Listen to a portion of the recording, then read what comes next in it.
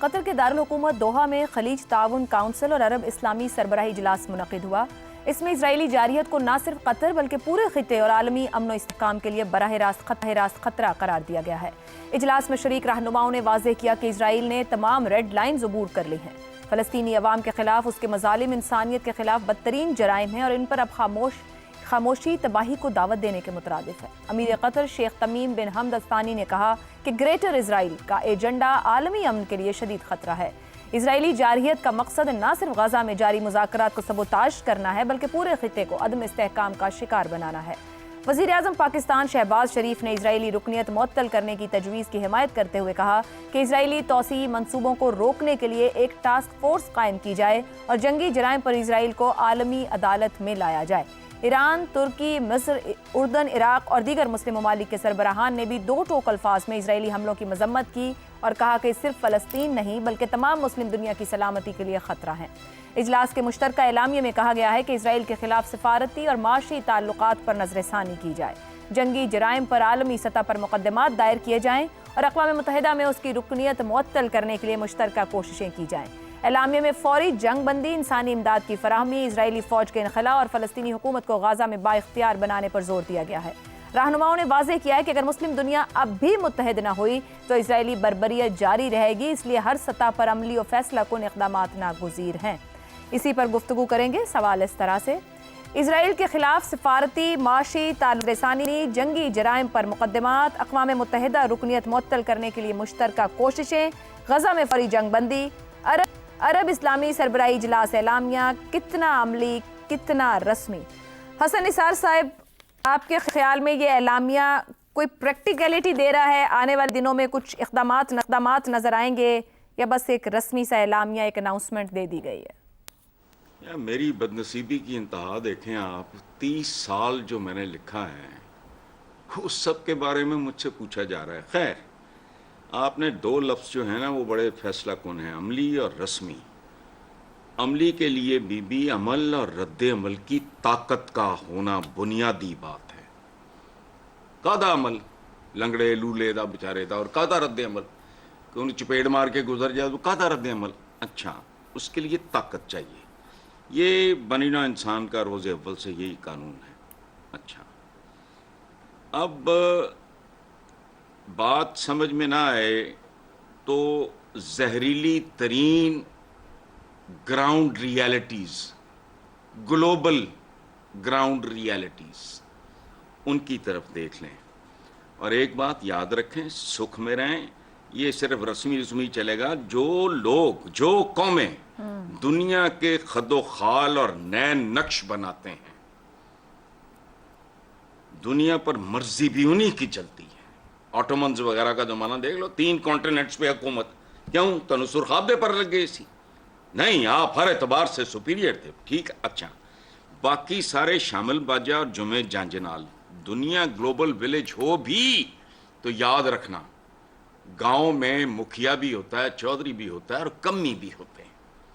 سو یہ رسمی رہے گا، اس پہ تو پوچھنے سوچنے کی بھی ضرورت نہیں۔ عالم اسلام کی کنٹریبیوشن آج کی دنیا میں 0 بھی نہیں ہے، 0۔ ایک چیز بتاؤ تو کیا ان کا؟ ٹھیک ہو گیا۔ شہباز چودھری صاحب، یہ ایک ایمرجنسی کے اندر اجلاس ہوئے، یہاں پہ سربراہان نے شرکت کی، مسلم ملکوں کی شرکت رہی، ٹاسک فورس قائم کی جائے اسرائیلی توسیعی منصوبوں کو روکنے کے لیے، پاکستان کی تجویز ہے اس کے اندر۔ آپ کے خیال میں کتنی قابل عمل ہے؟ عرب معروضی حالات کے اندر ممکن ہے، نہیں ہے؟ کیا اس سے زیادہ مؤثر بیانیہ بھی پیش کیا جا سکتا تھا؟ اعلامیہ کیا کرتا ہے؟ دیکھیے، اعلامیہ میں کچھ چند چیزیں اس کی بات کر لیتے ہیں۔ ایک، انہوں نے یہ کہا کہ امریکہ سے کہیں گے کہ اسرائیل کو روکے۔ یہ 58 ملک، آپ کی دنیا کے، اس دنیا کے جو مسلمان ممالک ہیں، یہ 57 ہیں یا 58 ہیں، انہوں نے مل کے فیصلہ کیا کہ ہم امریکہ سے بولیں گے کہ اس کو روکا جائے۔ پہلی بات تو یہ ہو گئی۔ تو یہ بھی واضح ہو گیا کہ یہ خود نہیں کچھ کر سکتے، ان کو امریکہ سے ہی کہنا پڑے گا۔ ٹاسک فورس ہو یا ملٹری فورس ہو یا کمبائنڈ فورس ہو، وہ تو آلریڈی آج سے کچھ سال پہلے اسٹیبلش کی گئی تھی، غالباً کوئی 9-10 سال ہو گئے اب، اور اس کی ایک لیڈرشپ بھی طے کر دی گئی تھی۔ کیا ہوا اس کا، اس میں جانے کی ضرورت نہیں ہے، سب کے سامنے ہے۔ اس کی ممبرشپ ختم کر دی جائے یونائٹڈ نیشنز سے. پہلی بات ہے بھائی آپ ریکمینڈ کر دیں, وہ جو وہ بیٹھے ہوئے ہیں وہاں پہ پرماننٹ 5P5, اس میں سے ایک ویٹو آئے گا, بات آپ کی وہیں پہ وہیں رک جائے گی, اور آپ کو پتا ہے کہ یہ ویٹو ہوگا ہی ہوگا. ویسے اگر ہو بھی جائے تو یاد رکھیں کہ تائیوان بھی یونائٹڈ نیشنز کا ممبر نہیں ہے, اور اگر نہیں ہے تو تائیوان کے بارے میں تھوڑی سی تحقیق کر کے دیکھ لیں کہ وہ ملک کہاں بیٹھا ہوا ہے یونائٹڈ نیشنز کا ممبر نہ ہونے کے باوجود. اس کے بغیر دنیا کا نظام آپ کی AI اور ٹیکنالوجی کا نہیں چل پاتا. یہ وہ ملک ہے, صرف تائیوان کی بات کر رہا ہوں. دوسری بات, صرف 3 طریقے ہیں اسرائیل کو روکنے کے لیے, یا 4 کہہ لیجئے. ایک تو یہ کہ اسرائیل پہلے خود ہی رک جائے, شاید کبھی ان کے ہاں کوئی اندرونی طور پر کوئی چیز آئے جس سے کہ نیتن تبدیل ہو, سوچ تبدیل ہوگی نہیں, کیونکہ وہ پوری ایک زائنسٹ سوچ کا یہ عنصر ہے, اس لیے یہ چیز تبدیل ہونے والی نہیں ہے.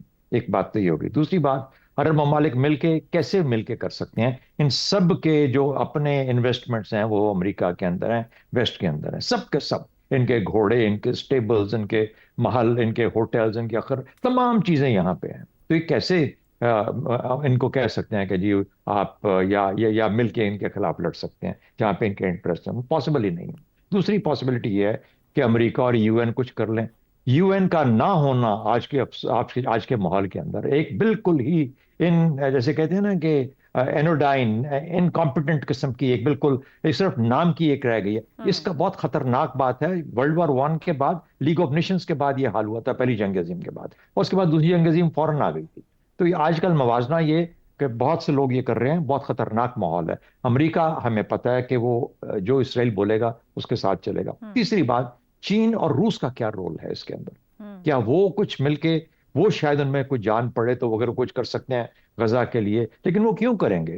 چین کا سب سے بڑا ٹریڈنگ پارٹنر امریکہ ہے, چین کی انویسٹمنٹ سب سے زیادہ امریکہ میں ہے. وہ کیسے امریکہ کے خلاف کچھ اقدام کر سکتا ہے؟ ویسے ہمارے صدر 10 روزہ دورے پہ چین گئے ہوئے ہیں آج کل. امید ہے کہ وہاں بیٹھ کے وہ چائنیز لیڈرشپ کے ساتھ اس کے بارے میں, یعنی غزہ اور اسرائیل کے بارے میں ضرور کوئی ایسا پلان وہاں پہ ان کے ساتھ مل کے طے کریں گے, جس سے کہ شاید اسلامی اور جو اسلامی ملک ہیں اور پاکستانی مسلم برادرہڈ ہے, امہ والی جو ہے, اس کے ساتھ اس کا شاید کوئی بھلا ہو جائے گا, غزہ کا کچھ بھلا ہو جائے گا. نہ ہوا تو this would be another opportunity lost. ٹھیک ہو گیا شہزاد صاحب. بیگم صاحب, یہ جو اعلامیہ جاری کیا گیا ہے, کیا مزید سفارتی اور معاشی آپشنز نہیں لیے جانے چاہیے تھے؟ پرامن آپشنز استعمال کیے جا سکتے ہیں. عرب ایکارڈ کی بات کر لی جائے, ابراہم ایکارڈ کی بات کر لی جائے, یا پھر جو عرب ممالک کے اسرائیل کے ساتھ معاہدے اور معاشی معاہدے موجود ہیں اس کے ذریعے زیادہ سخت پیغام دیا جا سکتا تھا. دیا جا سکتا تھا.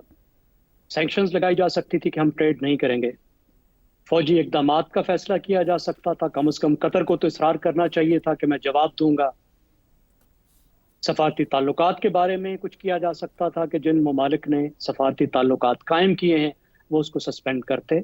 لیکن ہم نے دیکھا کہ کوئی بھی اسپیسیفک ایکشنز, کوئی بھی عملی قدم, کوئی دو ٹوک فیصلہ نہیں کیا گیا. صرف سفارتی باتیں ہوئی. اس کی اپنی اہمیت ضرور ہوتی ہے. قطر کی سیکیورٹی گارنٹی امریکہ نے دی ہوئی ہے اور وہ بہت ناخوش ہے. اس کانفرنس کے ذریعے اس نے ضرور پیغام دیا ہے امریکہ کو, مغرب کو, دوستوں کو, دشمنوں کو, کہ میں اکیلا نہیں ہوں. فلسطین کو سفارتی مدد کا, اخلاقی مدد کا ضرور پیغام ملا ہے, لیکن ان کو تو عملی مدد کی ضرورت ہے. کسی طرح کی عملی مدد کی تو کوئی بات نہیں کی گئی. اور کوئی فرق اس وجہ سے نہیں پڑے گا فلسطینیوں کو کہ اسرائیل کے پیچھے امریکہ کھڑا ہے, اسرائیل کے پیچھے پورا مغرب کھڑا ہے. اور جو امریکہ کی مڈل ایسٹ کی پالیسی ہے وہ تو اسرائیل کے ہاتھ میں ہے. اسرائیل اس کو ڈیفائن کرتا ہے. اور جو مسلمان ملک ہیں, جو امہ ہے, وہ تو بیسیکلی مذہب ان کا اکٹھے ہے نا, سیاسی مفادات تو اکٹھے نہیں ہیں. قومی مفادات تو الگ الگ ہیں. اس وجہ سے سب الگ الگ ہیں. ایک دوسرے سے انہیں زیادہ خطرہ ہے اور اسرائیل سے کم خطرہ ہے. اور ان سب کا اپنا قصور ہے کہ انہوں نے ایک دوسرے کو کس طرح کے خطرے میں ڈالا ہے جو اپنے ان کے خیال میں قومی مفادات تھے. میرے خیال ہے فلسطینیوں کو بھی سوچنے کی ضرورت ہے کہ وہ خود اندر سے کیسے تقسیم ہے. انہیں سمجھنے کی ضرورت ہے کہ جب مسلمانوں پہ بڑے بڑے تہذیبی مشکلات آئی تھی تو وہ کیسے بچے تھے. برِ صغیر کے مسلمانوں نے کیسے اپنے آپ کو بچایا تھا. جب منگول مسلمانوں پہ قابض ہو گئے تو مسلمانوں نے کیسے بچایا تھا. یہاں اب حالت دیکھیے کہ حماس کے چند درجن چند سو جنگجو انہوں نے اس قتل عام کو جنگ بنایا ہوا ہے. صرف حماس اور اسرائیل ہے جو کہتے ہیں کہ جنگ ہو رہی ہے. کوئی بھی شخص جو ضمیر رکھتا ہے وہ جانتا ہے جنگ نہیں ہو رہی، نسل کشی ہو رہی ہے، قتل عام ہو رہا ہے. لیکن حماس کا اصرار ہے کہ ہم جنگ لڑ رہے ہیں اور ہم جنگ لڑیں گے. اب کون سمجھائے ان کو؟ اسرائیل کے خلاف تو بات کر سکتے ہیں، یا تو حماس کے خلاف بات بھی کر لیں تو طوفان کھڑا ہو جاتا ہے، گالیاں پڑ جاتی ہیں، لوگ کہتے ہیں تمہاری ایسی جرت. مظلوم کو کون سمجھائے؟ ظالم کا ہاتھ پکڑنا مشکل ہے، مظلوم کو سمجھانا مشکل ہے. بہت بڑی مشکل ہے ان لوگوں کے لیے جن کا قتل عام ہو رہا ہے، ان کا کوئی اس وقت آسرا نہیں ہے. ٹھیک. افتخار صاحب، جو کل اکٹھ ہوا دوحہ کے اندر اور یہ اعلامیہ جاری کیا گیا ازلی جارے اسرائیل کے خلاف، اس کی کتنی اہمیت ہے؟ کوئی عملی حیثیت بن پائے گی، نہیں بن پائے گی؟ قطر کے ساتھ امریکہ ایک ڈیفنس ڈیل کر رہا ہے، قطر کو مطمئن کر دے گا، باقی معاملہ جوں کا توں رہے گا جیسے آج تک OIC کے پلیٹ فارم سے بھی اعلامیہ جاری کیے جاتے رہیں، کوئی مقصد حل نہیں ہوگا. بالکل انتہائی بودہ اعلامیہ ہے. اور زیغم صاحب نے جو 3 پوائنٹ ریز کیے ہیں اس حد تک میں مانے لیتا ہوں، باقی تو کچھ بھی نہیں ہے. شرم آنی چاہیے ان سارے مسلمان ممالک کو، یہ کچھ بھی نہیں کر سکتے. اور یہ اس صورتحال میں کیسے پہنچے ہیں؟ کر نہیں سکتے یا گراؤنڈ ریالٹی سپورٹ ہی نہیں کرتی ان کو کرنے؟ گراؤنڈ ریالٹی کیا ہوتی ہے؟ مطلب ابھی اوپر حسن صاحب نے گلوبل گراؤنڈ ریالٹیز کی بات کی کہ آپ کہاں کھڑے ہیں، فیصلہ ساز کون ہے دنیا کے تھیٹر کے اوپر؟ میرے دوست یہ جو تجویز پیش کر رہے ہیں کہ ان سے سفارتی تعلقات ختم کر لیے جائیں، تو کوئی اس پہ دباؤ ہے؟ اگر 56 کے 56 ممالک کہتے ہیں السلام علیکم ہم جا رہے ہیں، کیا ہو جاتا؟ ایک زلزلہ سا تو آتا. پھر دیکھتے ہی یورپین کیا کرتے ہیں، ٹریڈ بند کر سکتے ہیں، یہ بہت اچھی چیز ہے. کیا ہو جائے گا؟ ہم کچھ نہیں کر سکتے. میں آپ کو صاف بتا دوں، یعنی کہ میرا بیٹا مجھے کنونس کرنے کی کوشش کرتا رہا کہ بابا یہ جو جہاز گئے اوپر قطر کے اوپر، یہ ایک خاص ملک کے اوپر سے نہیں گئے، یہ پتہ نہیں کدھر کس سمندر سے گئے. وہ مجھے کنونس کرنے کی کوشش کرتا رہا 3-4 دن. نہیں بابا ایسی کوئی بات نہیں، کسی مسلمان ملک کے اوپر سے نہیں گزر کے گئے. حالانکہ اس کو بھی پتہ تھا کہ وہ اپنے آپ کو خوش کر رہا ہے، اس کو بھی پتہ تھا وہ مجھے حوصلہ دے رہا ہے، اے بوڑھے آدمی تو حوصلہ کر. کسی مسلمان ملک کے اوپر سے وہ جہاز نہیں گئے. اور بڑے مزے کی بات ہے، جہاز گئے کہاں پہ؟ جہاں پہ ان کے جہاز کھڑے ہیں اور انہوں نے پورا ٹھیکہ لے رکھا ہے ایک ملک سے، امریکہ سے، اس علاقے کے اندر امریکی مفادات کا تحفظ کرنے کے لیے. اور ہم باتیں کرتے ہیں اس سے زیادہ بودہ کوئی ڈرافٹ ہو سکتا ہے؟ اس ڈرافٹ میں کوئی چیز ہے جس کے اوپر تعریف کی جائے؟ اور باقی رہی یونائٹڈ نیشن، یہ کہیں ہم یونائٹڈ نیشن کے اجلاس کو بائیکاٹ کرتے ہیں، 56 کے 56 لوگ کہتے ہیں بائیکاٹ کرتے ہیں. او اتنا تو کر لیتے، تم تو ایک اجلاس کا بائیکاٹ کرنے کا اعلان کرنے کی ہمت نہیں کرتے. تو مجھے آج وہ ذوالفقار علی بھٹو اس لیے یاد آتا ہے کہ اس نے کہا کہ یہ میں جا رہا ہوں اور میں نہیں شامل ہونا چاہتا اپنے ملک کو یرغمال بنانے کے لیے، ہیئر آئی گو. اور اس کی وہ آواز، اس کی وہ جو گونج تھی وہ سنی گئی. اور ہمارے سفیر نے پچھلے دنوں بیٹھ کے صاف طور پہ بتایا کہ تم لوگوں کا رویہ کیا ہے. اور رائٹ آف ریپلائی میں اس نے بہترین لفظوں کا استعمال کیا. یہ تو اسے بھی بودہ اسٹیٹمنٹ جاری کیا ہے 56 یا 57 ممالک نے. پروگرام سے اتنا ہی، اجازت دیجیے، اللہ حافظ.